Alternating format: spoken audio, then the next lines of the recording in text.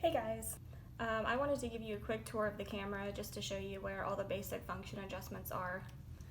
All of your cameras are probably going to look slightly different depending on the model and the brand that you have, but all of them are going to have the adjustments that I'm going to talk about, and they should all be pretty easily located on there. So the camera that I'm showing you today is my own personal digital camera, which is the Nikon D750.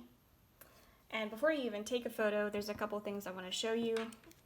The first thing is that you'll need to have a battery loaded in. And my battery slot is on the bottom of my camera here. There should be a little release button where you can take your battery out to charge it and just put it back in before you start shooting. And the second thing is your memory card. So my memory card slots are located on the side. You might have them on the bottom, and you might have either one or two, but as long as you have at least one memory card in before you start shooting, you'll be good to go. So as far as taking a photo, I'm going to start from the very beginning, the on and off switch. So that's typically located at the top of your camera. Mine is right here, and the first thing you'll want to do before you're going to take a photo is to turn your camera on. So the next component is the viewfinder, and that's located on the back of your camera here. And this is basically the frame that you look through, and it's just a framing device that allows you to see the scenery that you're about to record. So now for the lens.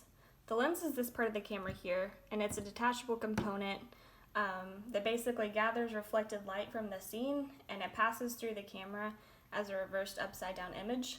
But modern lenses have several components that correct the image, so that's not what you're seeing. So the focus is part of the lens rather than part of the camera body. And every lens has a focusing mechanism, but not every lens has the ability to zoom. This lens does have both. This right here is my zooming dial, and then this one here is to focus. So you can actually change how much of your subject is in focus by adjusting the depth of field, and this is something that's controlled by your aperture. So the aperture is also a component that's lens-based rather than on the camera body itself, and it's basically a mechanism inside the lens that consists of a few thin leaves that overlap each other to create a small circle, and that circle can either be wider or smaller and let in different amounts of light. So the size of the opening, or your aperture, is actually called the f-stop. And I can't show you what the aperture looks like inside the lens, but I can show you where the f-stop reading is. So on my camera, there's a screen at the top, and you see there where it says f11, that's my aperture reading. And so the f-stops are actually measured in fractions. So that means if I have a smaller number, such as f5.6, that's a larger opening than if I have it set to f11. And on my camera, the dial to change the f-stop is located at the front here. Yours might be located at the back or the top, but you can see that's changing my f-stop. So the f-stop also controls your depth of field when you're focusing your images. So if you have it set to f2.8, that's a larger f-stop, and it's letting in a lot more light, but it's also giving you a shorter depth of field. So that means your subjects are going to be clear, but the background is going to be very blurry. And if your aperture is set to f22, for example, then you're letting in a lot less light, but a lot more of your image can be in focus at one time. So now we'll talk about actually taking a photo.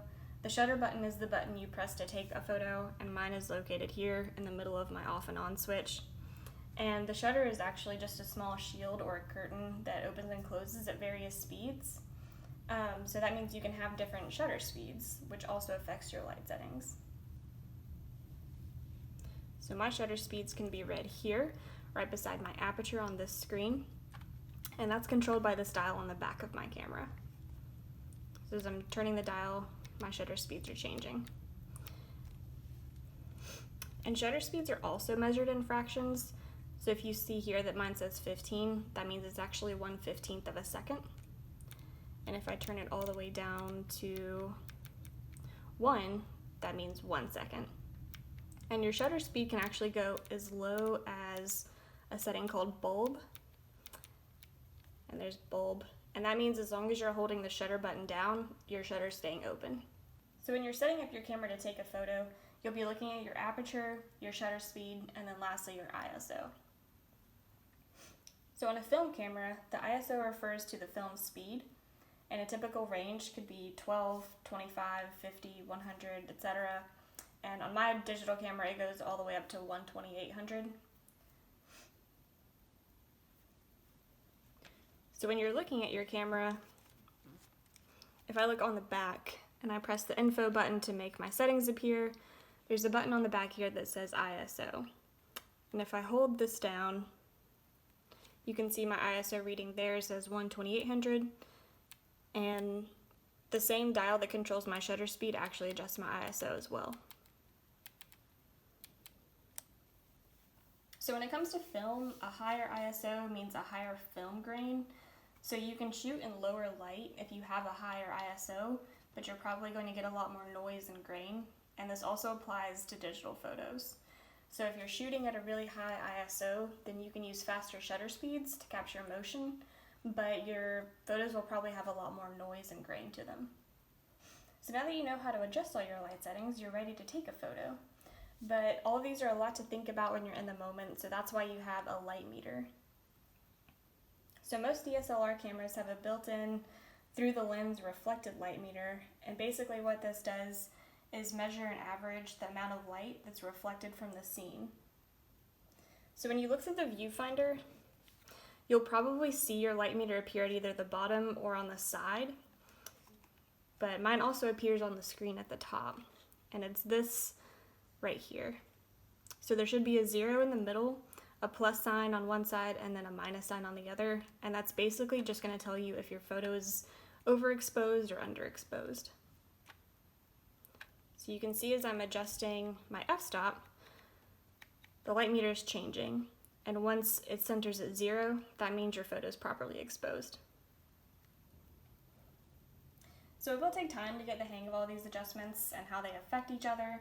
So for now, just start playing with your camera in different light settings and messing with all the adjustments, and just have fun with it. And if you have any questions, then don't hesitate to ask us.